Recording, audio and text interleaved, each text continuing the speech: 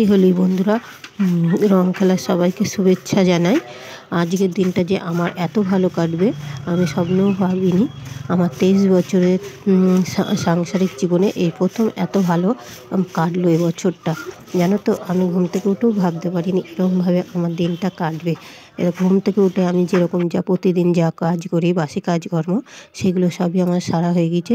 চান করে চলে এসেছি ঠাকুরটাকে পুজো দেবো বলে। তোমাদের দাদাভাই আবির কিনে নিয়ে এসে দিল, তাই আবিরটাও দিয়ে দিলাম, ঠাকুরের পায়ে ছুঁয়ে দিলাম, দিয়ে রান্নার জোগাড় করব। তার আগেই তোমাদের দাদাভাই চা করে দিয়েছে আমাকে। ঠাকুরকে পুজো দেওয়ার পরে চা করে দিল, দিয়ে বললো আজকে তোমার রান্না বান্নার দিক দিয়ে ছুটি, তোমাকে আজকে কিচ্ছু করতে হবে না।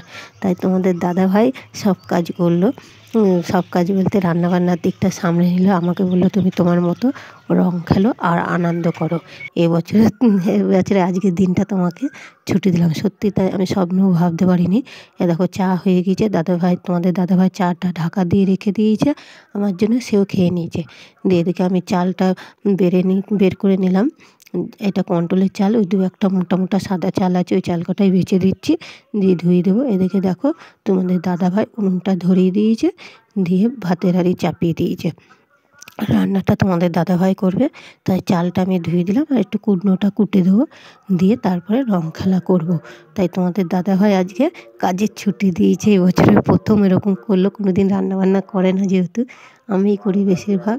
তা তোমাদের দাদাভাই করলো। দেখো এঁচোড় কুটে দিয়েছি, উচ্ছে কুটেছি, আর আগের মাছ ছিল ফ্রিজে, সেই মাছ কটা বের করে দিলাম। আর এই কুটনোর খোলা কটা ফেলে দেবো না, ওই পাশের বাড়ি গরু আছে, ওরা বালতি দিয়ে যায়, সেই বালতির মধ্যে দিয়ে দিলাম। দিয়ে দেখো তোমার দাদাভাইকে ডেকে একটু রং দিয়ে দিলাম।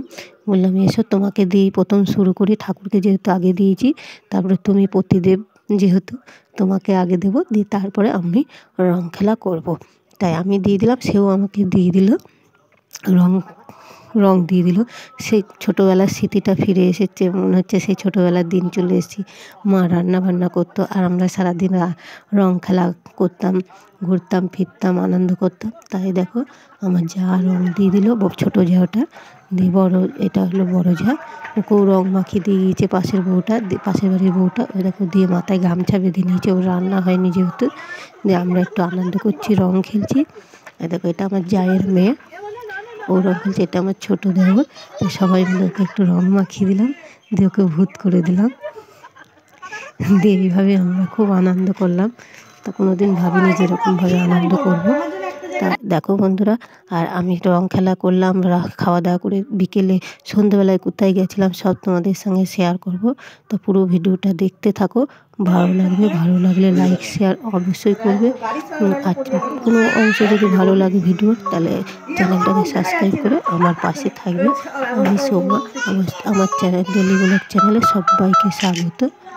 দেখো কি সুন্দর ছবি তুলে নিলাম, সবাই মিলে একটা ছবিও তুললাম, খুব আনন্দ করেছি, সবাই খুব মজা করেছি।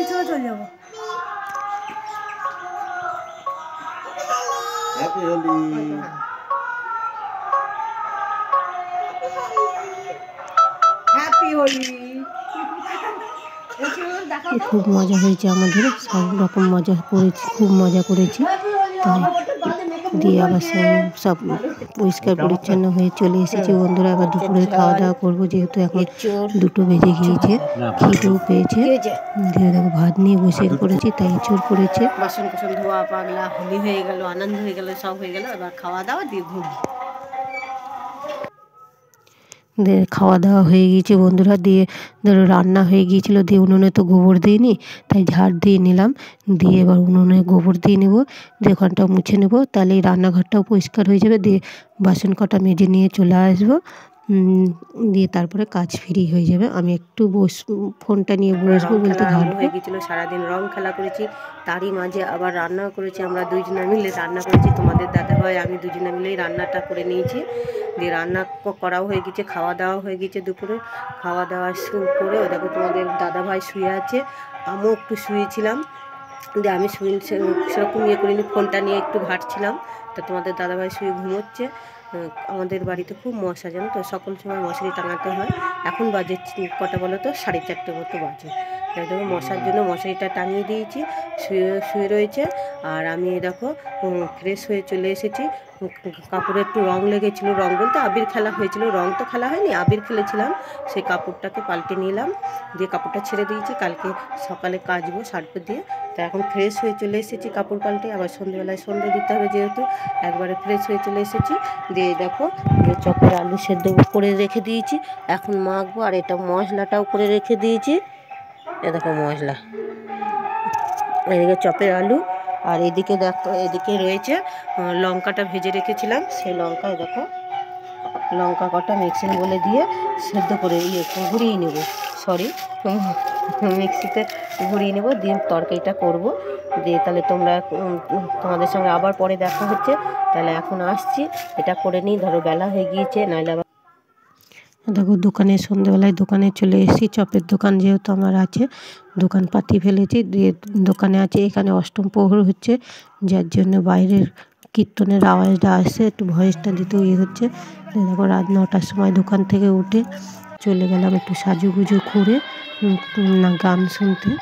দেখো কত লোক, দেখো বন্ধুরা প্রচুর লোক হয়েছে। আর খুব সুন্দর গানটাও হচ্ছিলো, নেচে নেচে গান করছিল, খুব ভালো লাগছিল।